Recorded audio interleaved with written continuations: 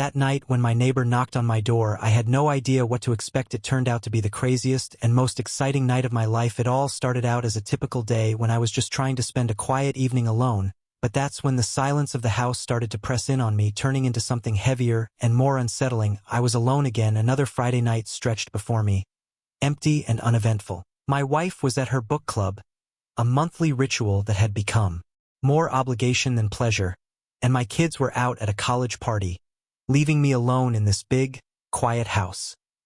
Loneliness had become a familiar companion, a persistent ache beneath the surface of my everyday life. I tried to distract myself by scrolling through my phone, but the endless stream of updates and notifications felt hollow and meaningless. A sharp rap at the front door startled me, breaking the monotonous hum of the evening. A faint uneasiness as I approached the door. I glanced through the peephole. It was David, my neighbor. He was standing on my porch, his brow furrowed with what looked like concern. He was a young man with a lean build and a disarming smile that he rarely showed, and he was always dressed in a way that was both effortless and captivating, even if it was just a simple t-shirt and jeans. Shirt and jeans. I opened the door, forcing a casual smile. "Hey David," I said. "Everything okay?" His eyes, a deep warm brown, met mine. A flicker of something I couldn't quite decipher passed through them. "Hey Michael," he replied, his voice a low rumble that sent a surprising shiver down my spine. "Sorry to bother you?" He shifted his weight, his posture a mixture of awkwardness and boyish charm. I arched an eyebrow, trying to hide the sudden realization that had settled in my chest. "A wrench," I repeated, forcing a chuckle. "What kind of trouble are you getting into?" "My sink is acting up and I can't seem to fix it. I thought you might have something that could help." "Sure. I've got a whole toolbox in the garage. Come on in." I stepped aside and gestured for him to come in. As he walked past me, our shoulders brushed together, a fleeting contact that sent a jolt of energy through me. I tried to ignore it, telling myself it was just my imagination, a product of the long, lonely evening he had followed me into. The garage, the room felt smaller, more intimate with his presence. The smell of motor oil and old tools mingled with the faint scent of his cologne, creating a strange, unexpected mix that made my senses come alive. He watched me as I rummaged through the toolbox. His gaze lingered longer than necessary, a subtle pressure that made my skin tingle. So I said, forcing a casual tone, trying to break the spell, "What kind of sink trouble are we talking about?" I handed him a wrench, our fingers brushing as he took the wrench, his fingers lingering against mine for a moment longer, the heat of his touch tingling against my skin. "It's just sputtering," he said, his eyes meeting mine, a flicker of something else passing through them. I tried tightening the pipes, but nothing seems to be working well. "Let's take a look." I gestured for him to lead the way, my heart beating a little faster than it should. I knew this was just a friendly interaction, a simple, neighborly gesture. I could feel his eyes on me as I walked behind him, the heat of his gaze, a palpable presence at my back. And it was then that I realized this wasn't just a neighborly visit. There was something more, something brewing beneath the surface. And little did I know I was about to walk into a place that would change everything. The walk to David's apartment was short, but it felt like an eternity. I was acutely aware of his presence beside me, and I knew that I had to take it. Was acutely aware of his presence beside me. The way he moved, the subtle scent of his cologne that lingered in the air, the image of his eyes, flickering with something unreadable in their depths, burned in my mind, a disturbing mix of curiosity and unease. This simple neighborly favor was turning into something else, something that felt both exciting and dangerous. His apartment was small but tidy, a stark contrast to the chaos of my own house. The living room was sparsely furnished, but it was clear that he had a sense of style. The walls were covered with posters of bands and movies, a glimpse into a world that felt both familiar and distant, reminding me of my own youth. "It's just the bathroom," he said, gesturing towards a door off the hallway. "I'm sorry about the mess." "No worries," I replied, trying to sound casual, but my voice betrayed a slight tremble that I couldn't control. I followed him into the bathroom, the space even smaller and more intimate than the living room. The scent of his soap lingered in the air, the smell of his soap. The sink was indeed sputtering, a rhythmic gurgling that seemed to echo the nervous flutter in my chest. He stepped aside, giving me space to assess the situation. I leaned forward, examining the pipes under the sink, my hands moving instinctively, the years of home repairs coming back to me. He stood beside me, his body close, our arms brushing occasionally, each contact sending a jolt of awareness through me. So I said, my voice strained, "It looks like a loose connection, nothing too serious." I reached for the wrench, my fingers brushed against his. As I did, the contact was brief, almost accidental, but it sent a shock wave through my body, a warmth that lingered on my skin, He didn't pull away, his gaze fixed on my face, his eyes searching mine. The indecipherable flicker returned with more intensity. The silence stretched between us, thick and heavy, filled with unspoken questions and hidden desires. "Thank you, Michael," he said, his voice a low murmur. "I really appreciate you coming over." He was close, too close. I could feel the warmth of his body, the subtle tension in his muscles, the scent of his cologne filling my senses. "It's no problem," I replied, forcing myself to meet his gaze. The familiar world outside the bathroom receded. "Just a neighborly favor." The words felt hollow, even to my own ears. A feeble attempt to maintain the illusion of normality. He gave a small, almost imperceptible smile. "You're always so helpful," he said, his voice soft, his gaze dropping to my hands. It's nice." I swallowed hard, my pulse quickening, a mixture of apprehension and excitement swirling within me. The air between us crackling with an energy that felt both thrilling and dangerous. A silent acknowledgement of the forbidden desires that were beginning to surface. The small space of the bathroom, the close proximity of our bodies created a sense of intimacy that was both exhilarating and terrifying. I was acutely aware of every movement, every gesture, every flicker of expression on his face. The air was charged with unspoken tension. I straightened up, putting some distance between us, trying to regain control, but the desire remained a persistent hum beneath the surface, tempting me to cross a line that should never be crossed. I tried to focus on the task at hand, tightening the connection with deliberate, almost exaggerated movements. As I tightened the last screw, our eyes met again, and in that moment the world seemed to fall away, leaving only the two of us in the charged, intimate space of the bathroom. The push and pull dynamic was in full force, an invisible battle between desire and fear, between the familiar comfort of my old life and the dangerous allure of the unknown. The lure of the unknown. The question was not if but when the dam would break, and little did I know I was about to be at a loss for words. I stepped back from the sink, the task completed, but the tension in the air remained thick and palpable. The bathroom, with its small confines and lingering scent of soap and metal, felt less like a space for repair and more like a stage for a forbidden encounter. He hadn't moved yet, still too close, and I could feel my own body reacting to his closeness, a rising heat that both frightened and excited me. "Me," I said, forcing a casual tone, my voice still trembling slightly. "I think that should do it." I turned toward the door, wanting to escape the suffocating intimacy of the room, but he didn't move, his presence a tangible barrier in my path. "Thanks again, Michael," he said, his voice a low murmur, barely audible over the soft gurgling of the now functioning sink. He took a step closer, closing the distance between us, his hand reaching out, a gesture that both thrilled and terrified me. His fingers brushing against my arm, a feathery touch that sent a jolt of electricity through me, making the hairs on the back of my neck stand up. The contact was brief, but it was enough to shatter the fragile facade of normality I had been trying to maintain. I looked up to meet his gaze, and in that moment, the world seemed to blur the familiar boundaries between neighbor, friend, husband, and stranger. Between neighbor and friend, husband and stranger, disappearing in the charged atmosphere of the room. "I should probably go," I said, my voice barely above a whisper, a desperate attempt to break the spell. "My wife will be home soon." I started to move again, but this time his hand closed around my arm, a firm but gentle grip that stopped me in my tracks. "Wait," he said, his voice hoarse, his eyes pleading. "Before you go, there's something I want to ask." My heart pounding, I knew what was coming. The inevitable collision, the transgression that was about to unfold. "What is it?" I asked, my voice trembling. He released my arm, his fingers lingering a moment longer, the heat of his touch searing into my skin. He stepped closer, his body almost touching mine, the scent of his cologne filling my senses. "I've been thinking about this all night," he said, his voice barely whispering. His voice barely a whisper, his eyes locked with mine, a mix of vulnerability and determination in their depths. "About you." The words hung in the air, a confession of forbidden desire. My breath caught, my mind reeling. "I don't know what to say," I stammered. He took another step closer, closing the distance between us. Another step closer, closing the distance between us, our bodies almost touching. "You don't have to say anything," he whispered, his gaze fixed on my lips, his eyes filled with an unspoken longing.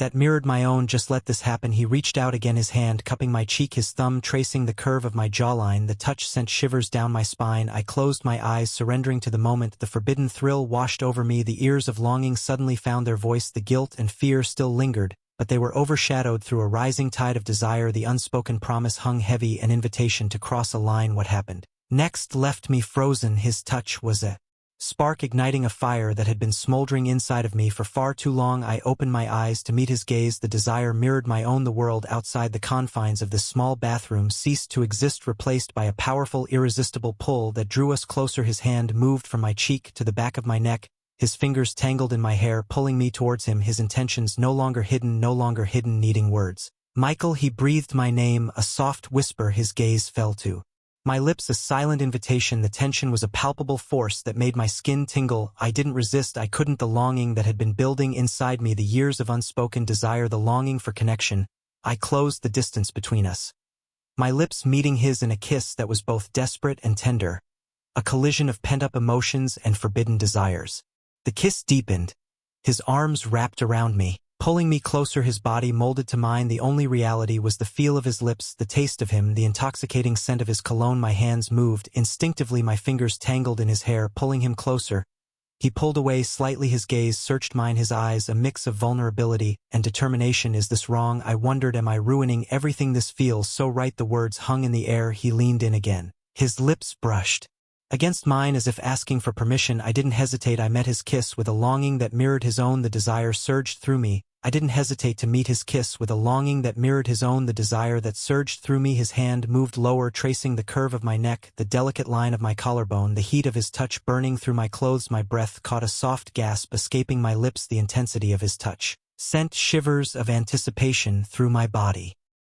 He leaned in again, his lips finding the sensitive skin of my neck. His tongue traced a slow, tantalizing path to my ear, making me tremble. You're driving me crazy, he murmured against my skin, his words a mixture of confession and demand, and as the intensity built, a sudden sharp knock echoed through my body. The words hung in the air, and I didn't hesitate to meet his kiss with a longing that mirrored his own.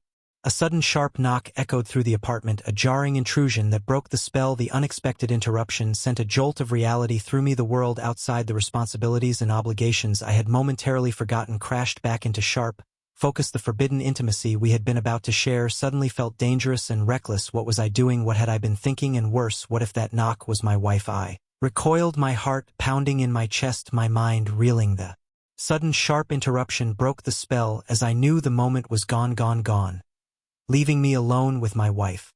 I knew the moment was gone, leaving us both breathless, our bodies still humming with the lingering embers of desire. What happened next was something I could never have imagined. The knock echoed again, more insistent, shattering the intimacy. I pulled away, my heart pounding. Who could it be? I stammered, my voice trembling, my eyes wide with a mixture of fear and confusion. David stepped back, his gaze a mixture of apprehension and frustration. I don't know, he replied, his voice low, his body language tense. Maybe it's just a neighbor. The thought of being discovered sent a shiver of fear through me. Just a minute, David said, forcing me to take a deep breath, and then the door was opened, my heart sinking as I saw who it was. It was Mrs. Henderson from down the hall, her face drawn with concern. David, dear, she said, her voice laced with worry. I saw your light on and I thought you might be hurt. I heard a loud noise earlier. And she paused, her eyes widening as she took in my presence. Oh, I'm sorry, I didn't realize you had company. Her eyes flicked from David to me, a question mark hanging in the air, an unspoken accusation. An unspoken accusation. It's okay, Mrs. Henderson, I said, forcing a smile, my voice shaking slightly. I'm just helping David with a plumbing issue. The lie tasted like ash in my mouth, a feeble attempt to maintain the illusion of normality. She raised an eyebrow, her gaze lingering on me. Me, her expression betraying her suspicion. Oh, she said slowly, her voice tinged with doubt. Well, if you need anything, dear, just let me know. She turned and walked away, her footsteps echoing down the hall, the weight of her judgment heavy in the silence she left behind. I closed the door. I was still in David's apartment, and the tension between us, though diffused for the moment, was still simmering beneath the surface that was close. He said, his voice barely above a whisper, too close. He ran a hand through his hair, his eyes avoiding mine, a mixture of fear and frustration evident in his body language. Yes, I replied, my voice trembling. Too close for comfort, the moment had passed. The intimacy broken, replaced by a chilling unease. The push and pull had shifted again. The tension now a mixture of desire and fear. "I think you should go." The words hit me like a punch in the gut, the rejection, a sharp physical blow. "Yes," I said, my voice barely above a whisper. "I think I should." The silence between us thick and heavy, filled with unspoken desires and unfulfilled promises. I turned and walked towards the door, my steps heavy and hesitant, the pull of his presence still a powerful force making it difficult to leave. As I reached the threshold, I paused and turned to face him one last time. A silent question hung in the air between us. What now? I wanted to ask, but the words remained unspoken, trapped within the confines of my heart. He met my gaze, his eyes searching mine, the vulnerability and longing still present, but now mixed with a resignation, a sense of defeat. "I don't know," he said, his voice barely a whisper, "but we'll see." And that was it, a goodbye without a farewell, a promise without a commitment, the unspoken desires still hanging heavy in the air, a reminder of the night was young and the story was far from over, and little did I know that the best was yet to come. The walk back to my house was a blur. The cool night air did little to calm the turmoil raging within me. The encounter with Mrs. Henderson had been a reminder of the precariousness of my situation. The desire for David remained. I could not shake the image of his eyes, the feel of his touch, the taste of his lips. I walked into my house, the silence pressing down on me, heavy and suffocating. A stark contrast to the charged intimacy I had just experienced. The TV flickered on in the corner, the same mindless drone I'd left behind. But it offered no comfort, no distraction from the turbulent emotions swirling inside me. My wife would be home soon, and I knew I had to pretend that everything was normal, that I wasn't just on the verge of making a life-altering decision. I walked into the living room, my mind still replaying the events, the suggestive looks, the lingering touches, the near kiss that had left me breathless. I knew I should stay away from David, but the thought of never seeing him again sent a shiver of longing through me. I sank onto the couch, the weight of my thoughts pressing down on me. I tried to distract myself by scrolling through social media, but my mind kept drifting back to David. To David, his image, a constant presence in my thoughts, and then a text message popped up on my screen. "Are you okay?"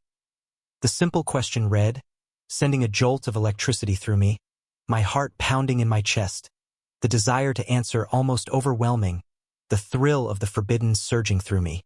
I hesitated for a moment, my fingers hovering over the keyboard, a silent battle raging inside me. I knew I should ignore it, that I should put an end to this dangerous flirtation, but the pull was too strong, the temptation too powerful to resist.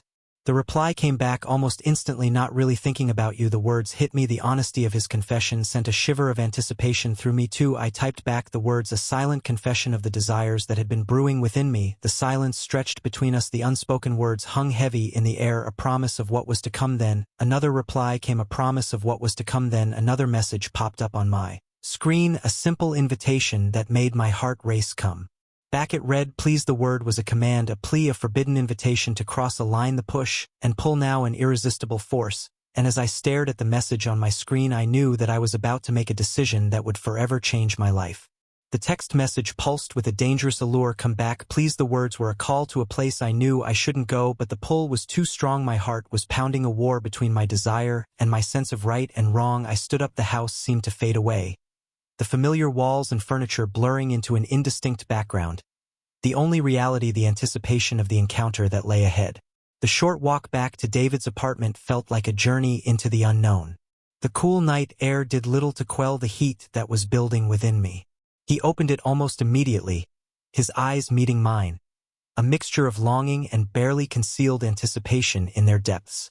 He didn't speak, just stepped aside, his gaze a silent invitation. I moved past him, my body trembling with a mixture of fear and excitement, a sense of reckless abandon washing over me. The apartment seemed different, the familiar space now charged with an undeniable intimacy. The unspoken desires that had been simmering between us now tangible. He closed the door behind me, the click echoing in the silence, a sound that seemed to seal our fate, locking us into a world of our own making, a space where the rules of everyday life no longer applied. He turned to face me, his eyes fixed on mine, his gaze a silent question, a plea for reassurance. I didn't speak, just stepped toward him. Drawn by an unseen force, my hands reached out, My fingers tracing the curve of his jawline, the touch sent shivers down my spine.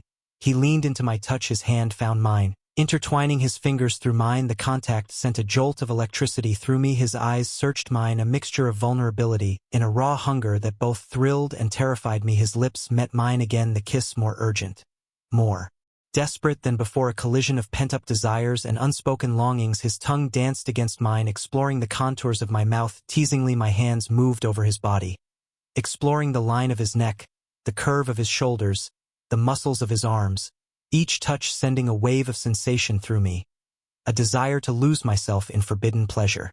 That he offered the kiss, deepening the world around us, fading away. The only reality was the feel of his lips against mine, the taste of his skin, the intoxicating scent of his cologne, a heady mix of musk and lemon that filled my senses. His hands moved lower, exploring the curve of my back, the heat of his touch burning through my clothes, sending shivers through me. The intensity of the moment almost overwhelmed Michael. He breathed my name, a soft murmur that sent shivers down my spine. He moved closer, his body almost touching mine, the heat of his touch, a tangible presence, the unspoken desires that burned in me, a tangible presence, the unspoken desires now a shared reality. He pulled me towards him, our bodies colliding with a soft thud, the weight of him against me, a heady mix of fear and excitement, a surrender to the forbidden desires that had been brewing between us since our first encounter. The push and pull had finally ended, replaced by an intoxicating surrender, and in that moment the world outside ceased to exist. It was just him and me, our bodies pressed together, our desires finally unleashed, a collision of pent-up longing, the climax of a night that had been building towards this forbidden embrace. The night was now entering dangerous new territory from which there was no turning back, and little did I know everything was about to change. The world around us seemed to slowly come back into focus, the intensity of the moment slowly fading away, leaving us breathless and shaking, breathless and trembling in its wake. The apartment was quiet. The only sound, the gentle rhythm of our breathing, the lingering scent of our bodies, a reminder of the forbidden time we had just shared. We lay tangled together, his body pressed against mine, the warmth of his skin a comfort and a reminder of what had just happened. A mixture of guilt and exhilaration washed over me as the reality of our actions washed over me with the force of a tidal wave. I had crossed a line, a boundary I had never intended to cross, and now there was no turning back. The forbidden fruit had been tasted.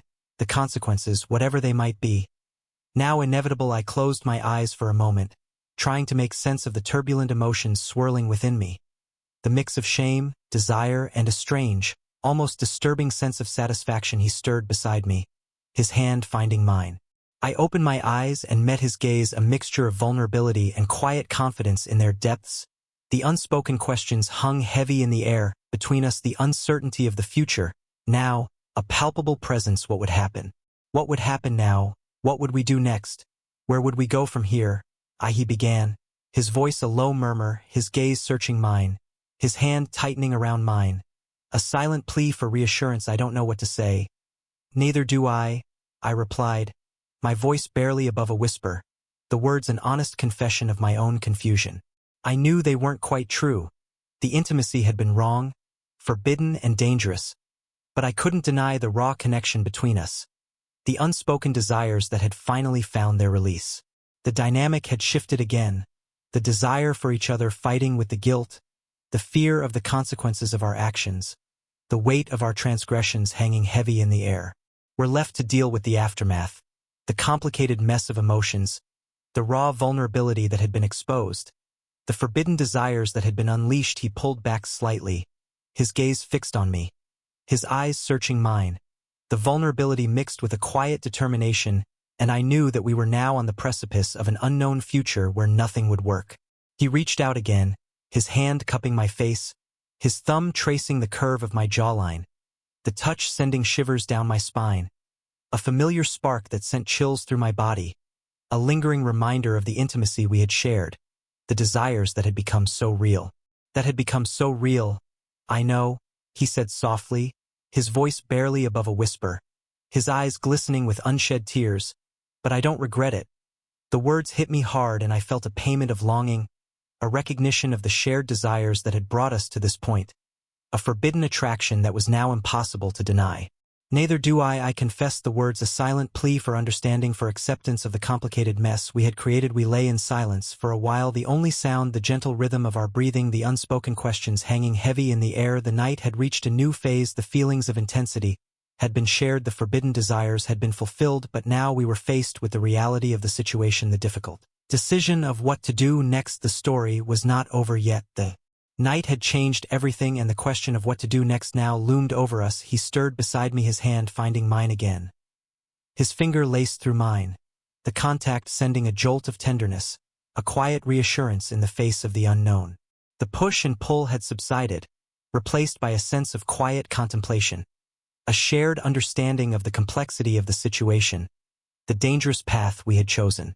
"Yes," he replied, his voice barely above a whisper, the word laced with a bittersweet mixture of longing and resignation. "I think you should." We moved apart, the physical separation mirroring the emotional distance that was beginning to grow between us. Unspoken questions remained between us. What now? What would we do? What was our future? We dressed in silence, the unspoken desires now overshadowed by the heavy weight of reality, the affection of the moment gone, replaced by a nervous tension, the fear of the consequences of our actions now palpable, the knowledge of the line we had crossed, a heavy burden we both now carried. He walked me to the door, the steps heavy and hesitant, our eyes meeting one last time, a silent understanding passing between us, a shared acknowledgement of the unknown desire that had brought us to this point in the unknown future that now lay before us. He began, his voice trembling slightly, his eyes searching mine, the unspoken questions still hanging heavy in the air between us, the unspoken longing still evident in their depths but not yet spoken. He just looked at me for a moment, a silent plea for understanding,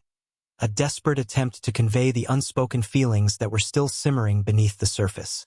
"Take care," I said, my voice barely above a whisper, the words a hollow attempt to break the tension, to find a way to say goodbye without actually doing so. He managed a small, sad smile, the vulnerability still present in his eyes. He replied, his voice soft, his gaze lingering on mine, and then he turned away, the door closing behind him, the sound echoing in the silence, a finality that felt both necessary and unbearable. And as I stepped out into the cool night air, I knew that everything had changed, that the night had left an indelible mark on both of us.